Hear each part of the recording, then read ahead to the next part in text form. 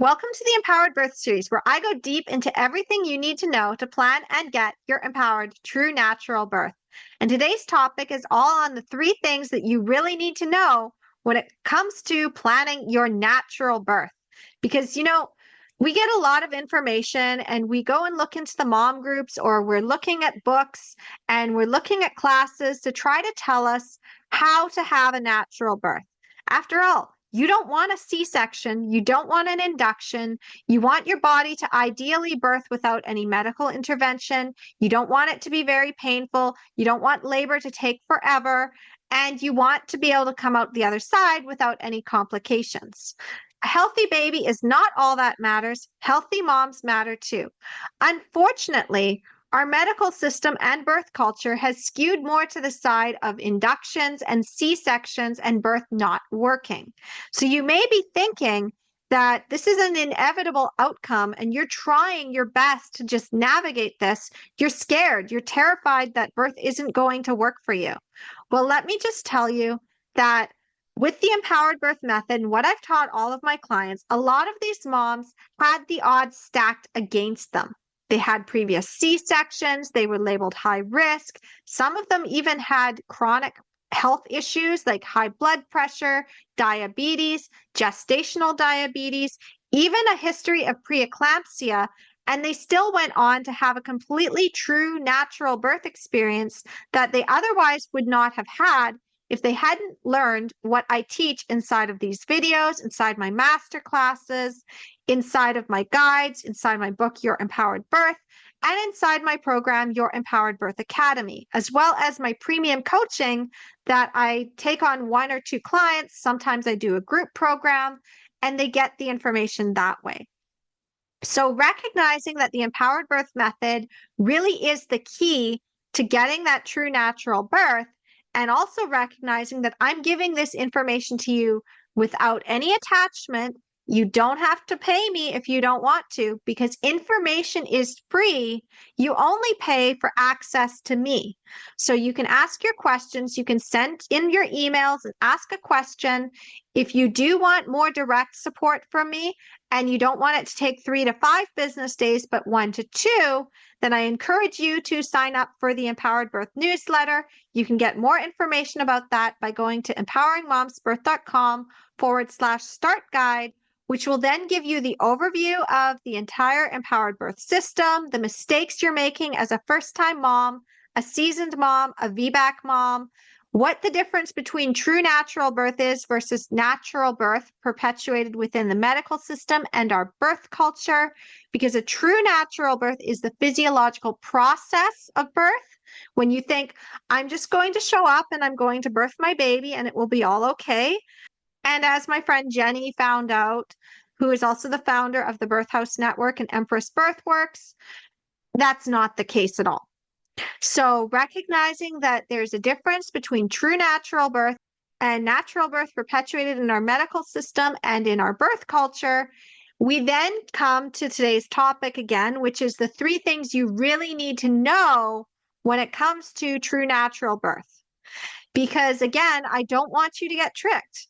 And the way that our birth culture is, you are more likely to fall into what I call the natural birth traps. I talk about this inside of my book, Your Empowered Birth, which you can get on Amazon, or you can go to the Empowered Birth book playlist, which is also on the YouTube channel. If you are watching this somewhere other than YouTube, then I'm going to encourage you to come and like, share, and subscribe. If you are already on YouTube and you want to add some comments, you are more than welcome to do so. I do read them.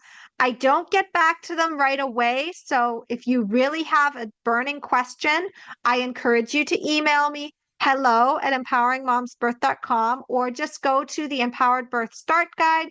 Go to empoweringmomsbirth.com/start guide. There's contact information on there, as well as the 3 paths to getting the empowered birth method. One of them, as I said, is completely free. I also have a self-study option, and I do have premium coaching as well. So just recognize that information is free. You only pay for access to me. And if you follow this video, I'm going to be giving you the secrets to an empowered, true natural birth. the secrets that most people won't tell you, things that are behind a paywall, things that are not perpetuated within the birth culture because birth is a business and there's no money in true natural birth. So if you know these secrets, then that allows you to have your birth any way you want it. And the aim of empowered birth is we aim for a true natural birth, the physiological process, and then we create our backup plans and pull back only as much as we need to. So instead of following the typical medical route of cascade of interventions, instead you are making empowered decisions based on your own intuition, not from a place of fear. So, what are these three things? Okay, so number one, you need to understand is that your body is already preparing for birth. I know that there's a lot of stuff outside mainstream and even in the natural birth communities where you see these moms posting in the mom groups or asking on the forums, or they are just out there and saying, you need to prepare for natural birth. You need to prepare your body for natural birth. You need to soften your cervix. So go and get the evening primrose oil. You need to tone up your uterus. So go and drink all the red raspberry leaf tea. You need to do all of the exercises to loosen yourself up so that your body is going to be able to do what it needs to do. And I'm going to tell you right now that that is not true. I know it's a bold statement, but the reality is that our natural birth culture is still derived from the idea of doing. And birth is not about doing. Birth is about being. Birth is about surrender. To have a true natural birth means allowing your body to do its natural process unhindered. But in this process of doing, you're actually undermining that. So while you may think that preparing your body for birth is going to allow you to have an easier labor, what really happens is you stress yourself out and then you get either a stop and start labor that doesn't go anywhere. If you're not aware of prodromal labor, you go to the hospital. They say, well, you're 4 centimeters, so we're going to admit you. You get to 6 centimeters, you stall out, and they say, we need to put Pitocin in this because clearly you're in labor. And then you end up with a C-section or just a really traumatic, painful birth. Whereas what I can tell you from experience is that when I was doing all of the things, what happened is I would get these practice contractions, and some of them were in a pattern. And I thought very much that I was going into early labor. And they would go for about 12 hours, and then they'd stop and be like, okay. And then they would shift again. And I'd be like, okay, so it's another 12 hours. And I'd get a little bit more, and then it would stop. I checked my own cervix, and it was still at the back. I couldn't even reach it. So one thing your body needs to do is your cervix needs to move from the back to the front, and then it thins out, which is the effacement, and then it starts to dilate. However, your cervix is also not a crystal ball. And even if your cervix dilates to 6 centimeters, it can close right back up again. This is something people don't normally say, and they call it a problem, when really it's not. It's a beautifully designed feature within natural birth, because if you feel like there's a tiger in the area, like thinking back to the days when we were hunter-gatherers, and you're out there in the wilderness and you're laboring, and suddenly it's like there's a tiger in the area, it's not safe, your body is going to stop the process so you can get to your cave, so you can get to your safe space. Now, in our culture right now, it is very, very stressful. You're stressing yourself out to try to avoid that induction. I get why you're trying to prepare your body for labor, especially if it didn't work for you the last time. But the truth is that your body is already preparing. Your body is already doing a lot of work. The reason why your hips are kind of shaky or you're having a lot of pain is usually because your body is the joints are relaxing. Your pelvis is not fused. So I want you to get that image of a fused pelvis out of your head. The pubic bone is not a bone. It is cartilage. We have more cartilage within our pelvic structure than men do. And the idea that your pelvis is too small to birth is only true if you had an accident or there was some malformation of your bones when you were growing up or when you were born, or more likely that you had some sort of operation where they actually fused your pelvis with steel to reinforce it. Then absolutely your pelvis is probably not going to move. It's reinforced with steel. But if that's not true, if you happen to be perfectly healthy and you're just of a smaller build, I mean, I'm only 106 pounds soaking wet. And at my heaviest pre-pregnancy, it's been about 115. So recognizing, oh, wait a minute, I may be tiny build, I may be only 5'4" and tiny, but I can birth a baby. I can do it.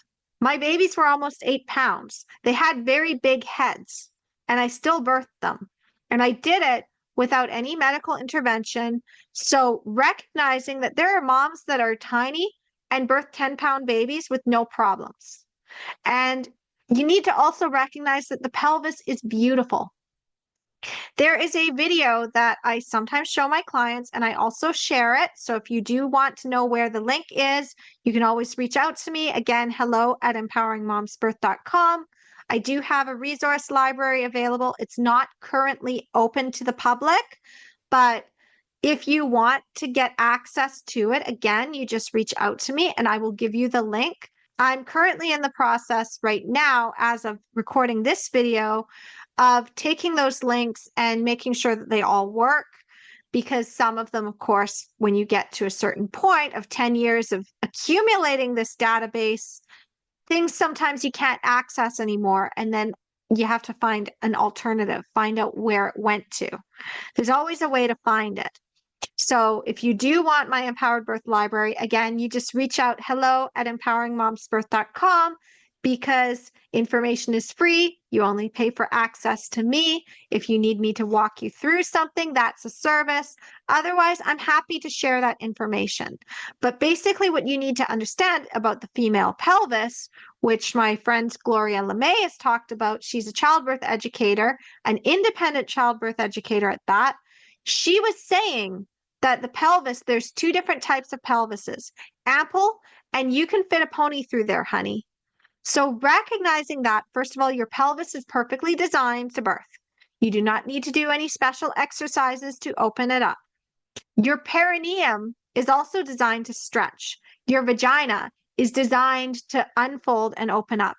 It's an accordion inside there. So it's all folds of skin. It will stretch on its own. You do not have to do all of these exercises to get it to stretch.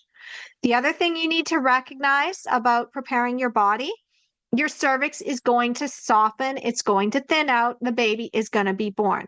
Now, whether it's going to be born on the medical system's timeline, that's a different story. However, your body is going to prepare for birth in its own time. So recognizing that, your uterus is also toning up on its own. Your uterus is going to have practice contractions to get things kind of moving. The only thing that I can say about exercise that's actually good is it teaches you endurance. That is what it is actually for. And one of my dear friends, Claire Sherman, who runs Shine Space Parenting, she herself has said that exercise really helped her with her mindset, because she was able to be like, oh, I can do hard things.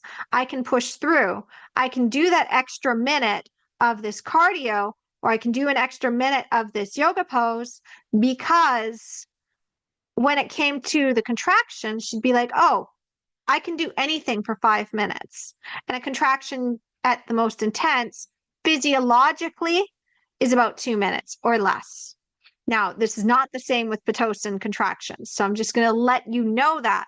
This is why we don't want to insert Pitocin into the birth. So your body is already preparing. Your body is already doing the thing it needs to do. And even if there's no signs of labor, that doesn't mean that you have to now do all of the things to prepare your body. Because when you do that, you're stressing yourself out, and your body which is thinking you need to be resting, you need to be preparing yourself by going into a trance-like state and resting and sleeping more so that you're getting the stamina. Instead, what are you doing? You're out there and you're doing all of the exercise. You're doing all of the walking. You're taking all of the herbs. You're doing all of the things. And your body is like, we're not quite ready yet. You're supposed to be resting. What are you doing? Oh, there's a tiger in the area because you're stressed out. Oh, okay, got you.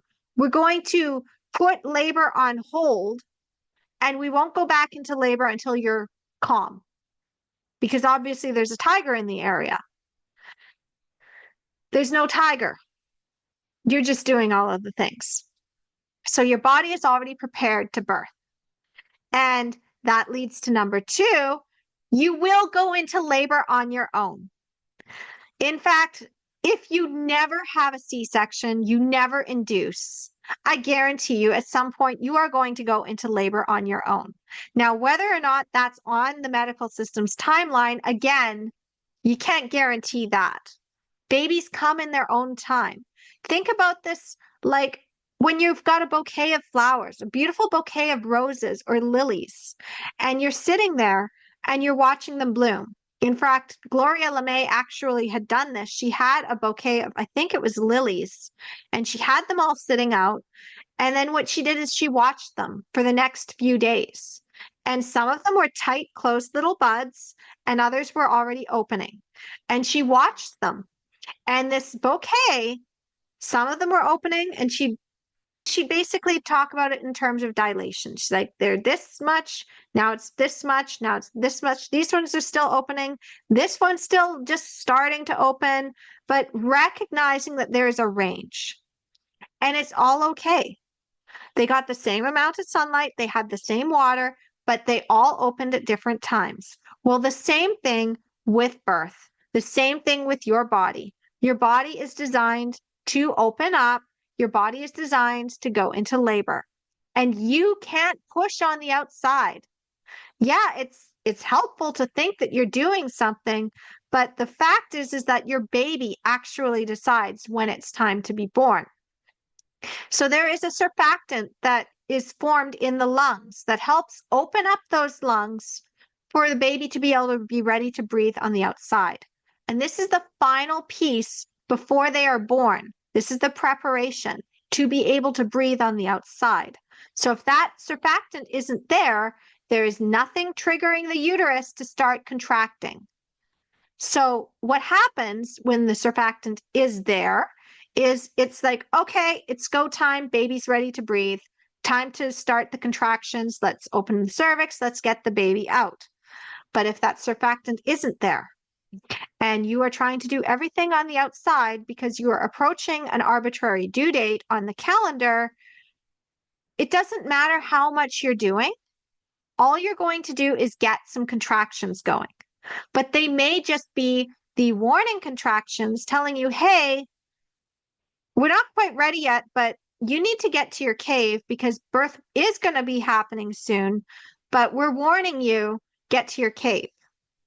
You know how sometimes when you're exercising in pregnancy and suddenly you get those contractions, the practice ones, and you're like, oh, what is this? And before 37 weeks, we don't think anything of it. We think, oh, it's just the practice contractions. It's nothing. But as soon as you hit 37 weeks, you're thinking, oh, is it time? Is it time? No, your body is just signaling, hey, maybe you should slow down. But you think it's labor and you're doing more. Your body does stronger contractions. Hey, get to the cave, rest. But you again are like, oh, the contractions are stronger, so I'm going to keep going.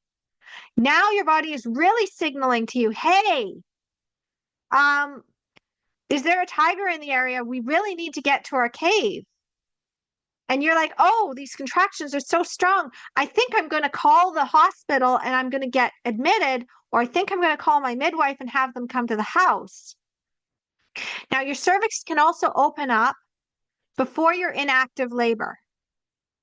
So, especially with second babies, you could be already 2-3 centimeters dilated before you even go into labor. So you're like, oh, I'm 4 centimeters. Oh, I must be in active labor. You get to 6 centimeters. Oh, I must be in active labor.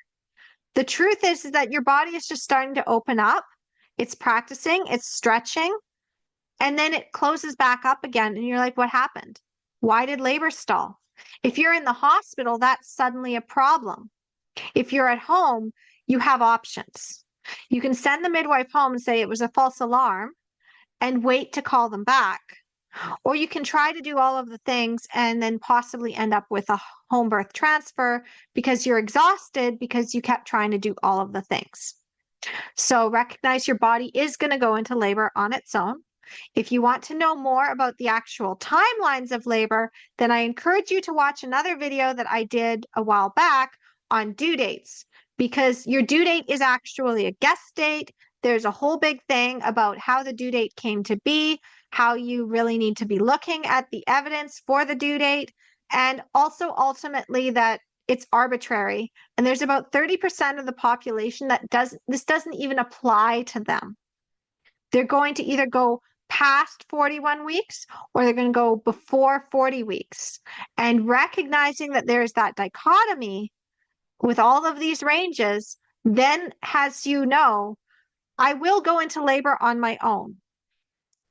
And if you're trying to avoid a C-section because you're a VBAC mom and they tell you you have to go into labor before 39 weeks and they schedule your C-section for 39 weeks, that's because they know that you're less likely to go into labor before 39 weeks and they want to give you that C-section.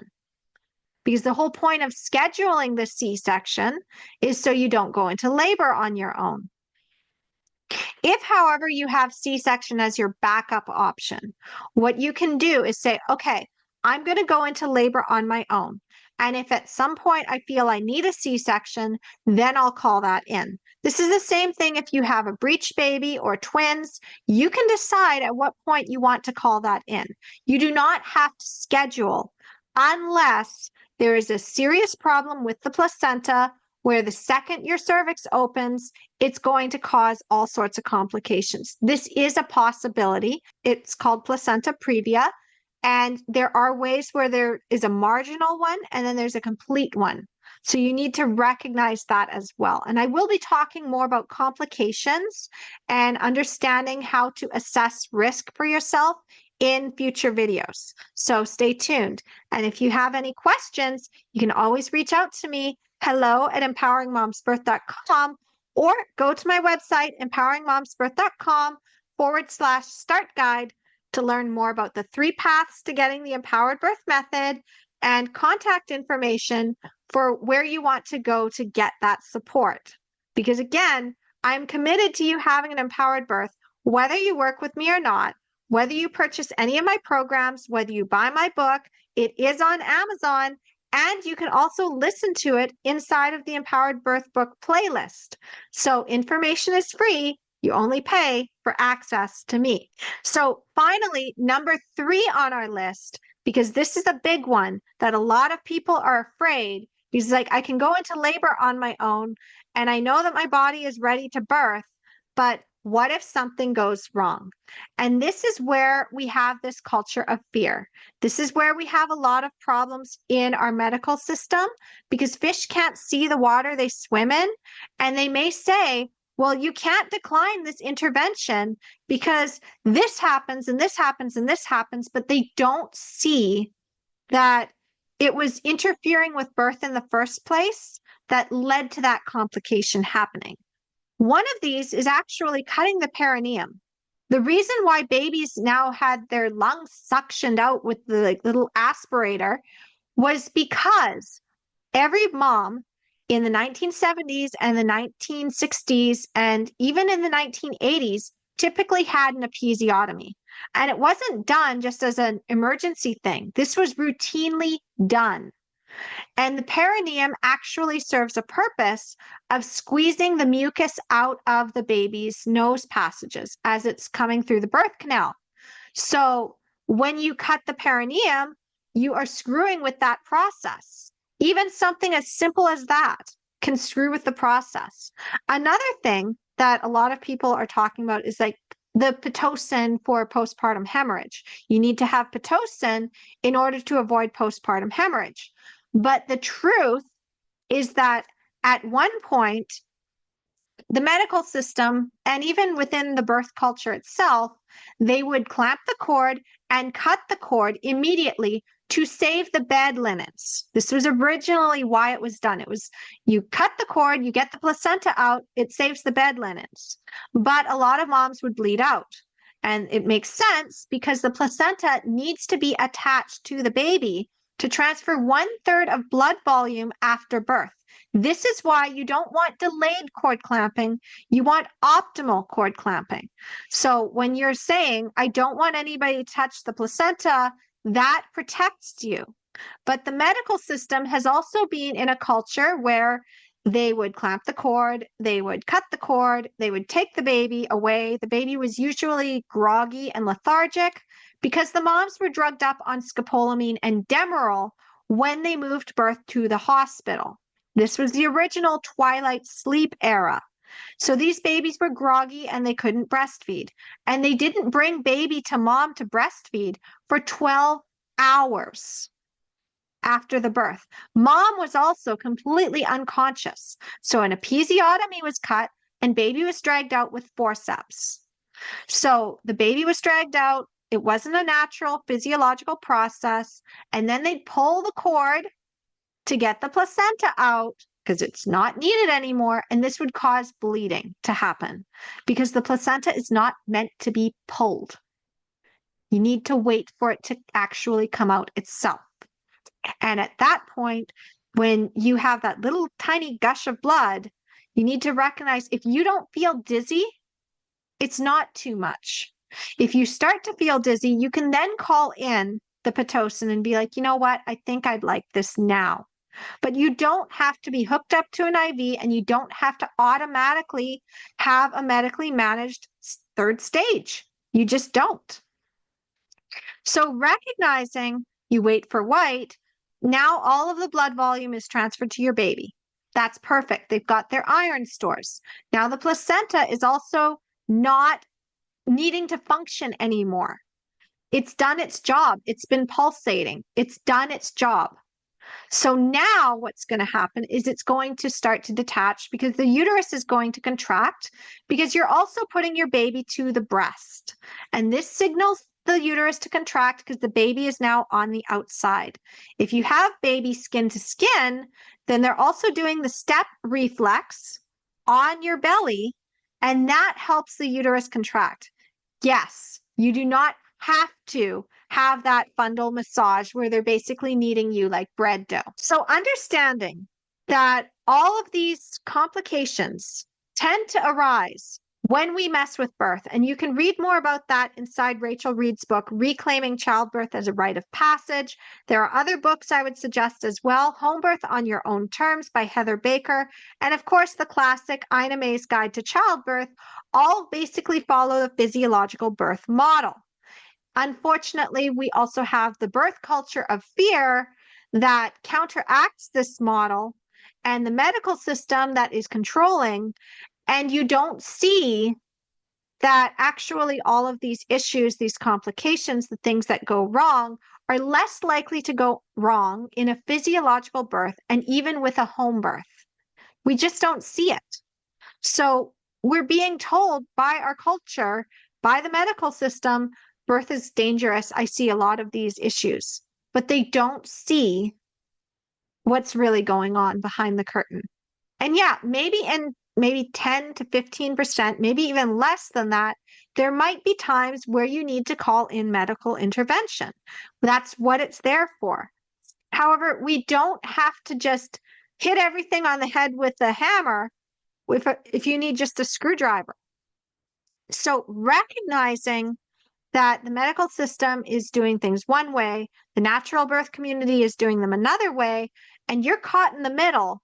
But if you aim for a true natural birth and you pull back only as much as you instinctively need, then none of that fear actually touches you. And that is what the empowered birth method really supports. It supports your ability to have that physiological birth experience and to do so confidently without having to fight, beg, or compromise on your birth options. You don't crumble under the pressure. You don't start to doubt yourself. You're very confident and you're like, you know what? Until I feel that there's a problem, I'm not calling this in, but I have it as a backup plan. And this is the reason why I would call it in. And this is where my hard line in the sand is. If you want to know more about that, check out my book, Your Empowered Birth. It is available on Amazon and in the book playlist. You can also reach out to me, hello@empoweringmomsbirth.com, or go to my website, empoweringmomsbirth.com/start guide. This gives you the overview of the system. The start guide itself is a database of information. So you read through the guide, and that in itself is helpful. However, I also have interspersed a bunch of resources. I've added links to it so you can go deeper wherever you need to go. There are master classes, there are videos that you can watch. And basically, this is your one-stop area where you can get everything you need to know to plan and get your empowered, true, natural birth. Because again, when you have an empowered birth, you're an empowered mom for life, and no one can take your power from you ever again. And the true natural birth experience is tapping into your own power.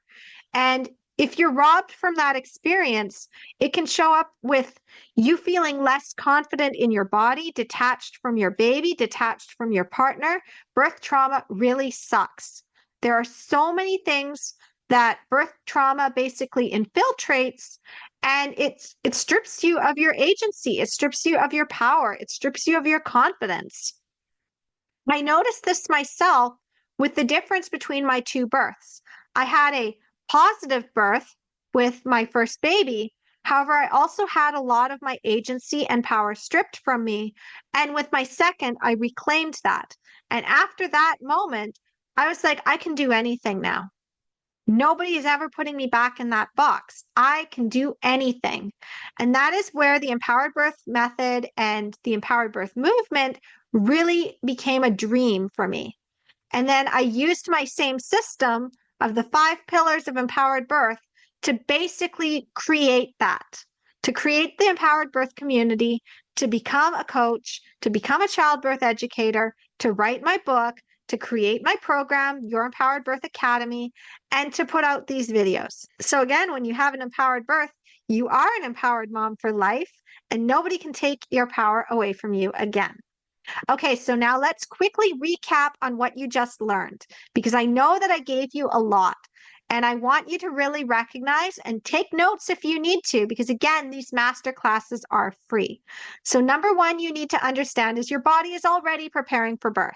If you want to do those exercises or take the red raspberry leaf tea or the evening primrose oil, that's great. That's an enhancement. However, you don't need to have it. And if you don't have it, I don't want you to feel guilty. I don't want you to feel like you're not doing enough. If you want to do those things, just keep in the lens that your body is already preparing. Anything you do is an enhancement. However, your body is already designed to do this. And the second thing you need to understand is you will go into labor on your own.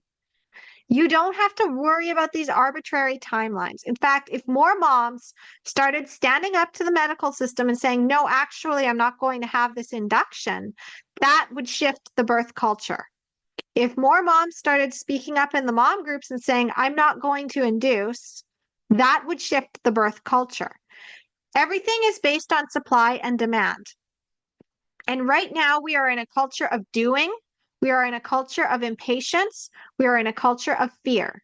So when you fear your own body and you fear that it's not going to work properly and you think that things have to happen on a certain timeline and you don't follow that textbook timeline, then you're more likely to buy into that consumer-based mindset of I have to do all of the things. I have to take all of the classes. I have to do all of the things. I have to take all the evening primrose capsules. I have to eat the spicy food. I have to exhaust myself trying to get into labor. Why isn't labor working? Why isn't it starting? Why is it that I keep going in and out of labor? This is why. It's because you keep trying to push on the outside. And one thing I've really noticed is that when you take a step back and you allow things to happen, they unfold a lot easier. Imagine if we took a flower. We said the flower isn't opening at the rate that we really want it to. So we're going to stick our finger into this flower. We're just going to like sweep around this flower, to sweep around the bud, the opening of it, and then that should get the flower to open. You would damage the petals, wouldn't you? Exactly. Well, I mean, that's kind of what a membrane sweep is kind of like, if you really want to get down to it. That's what a membrane sweep is like. So if we stopped doing that, if we started just giving birth in our own time, as Dr. Sarah Wickham talks about in her book, In Your Own Time, if we did that, that could shift the birth culture towards one that's more true natural birth minded and away from this C-section rate that's astronomical of 1 in 3 women in North America. It's even higher in other countries. In Brazil, it's like 80% of the population is automatically getting scheduled for a C-section. And very few women are even encouraged to have a natural birth. You need to recognize that there is a culture at work here. And then also recognize your body is going to birth. Undisturbed birth is going to help you. If you aim for a true natural birth, a physiological birth, it's going to unfold in its own way. It's not going to follow the textbook. Go read Rachel Reed's book, Reclaiming Childbirth as a Rite of Passage, or just check out some of the other masterclasses and videos on this channel. Go to the website, go to empoweringmomsbirth.com/start guide, get some tips on true natural birth, get some tips on avoiding the natural birth traps. And if you have any questions, you can always reach out to me. I am available. Typically, I get back to you within 3 to 5 business days, unless you are an Empowered Birth community member, which means that you're subscribed to the newsletter. Because if you're subscribed to the newsletter, all you have to do is hit reply to any of the weekly emails that come in, because then that signals to me, okay, you're on the newsletter, you're part of the community. We get back to you within 1 to 2 business days. If you're self-study, it's about 1 to 2 business days, sometimes less time than that. And if you're a premium coaching client, you've got me on WhatsApp. So understanding that your body is designed to do this, you will go into labor on your own, and you want to have a true natural birth. The Empowered Birth Method is the way to do that. You can just follow my videos, keep following this YouTube channel. If you found value in this, please like, share, and subscribe to this channel. Pay it forward, especially if you are choosing the do-it-yourself path, because I am committed to you having an empowered birth, whether you work with me or not, whether you purchase any of my courses, whether you sign up for my programs, my premium coaching. I want you to have an empowered birth. You deserve it. You deserve to have the beautiful, transcendental, true natural birth experience, because that's where you tap into your full power as a woman and as a mother, or as someone, if you are not identifying as a woman, but you happen to have the female anatomy and you are capable of birthing, you are still tapping into your own unique innate power when you are following your physiological process. You're tuned into your body, you're tuned to your intuition, you're tuned into your baby. It is a beautiful process. Physiological birth is just, it's indescribable. It's truly indescribable. It's the most powerful experience that you could possibly have that can be even better than an orgasm. So if you've had a really good orgasm, you can have a more orgasmic birth, because the hormones that are around with the orgasm are like 10 times that with a physiological birth. It's 10 times the oxytocin. So recognizing that you deserve to have an empowered, true natural birth experience, I want you to have it. Go to my website, empoweringmomsbirth.com/start guide to get started on the journey, or to just keep checking back to get more resources, because I'm constantly creating. I have my Empowered Birth Toolkit. I have your Empowered Birth Academy. I have premium coaching. Pick your path. Thank you so much for watching. Tune in next week, where I'm going to teach you how to confidently say no to medical interventions. In fact, This is the same blueprint that I teach all of my clients when they are going through their empowered birth journey. And I want you to have a happy, empowered birth journey. So thank you so much for watching, and I will talk to you soon. Namaste.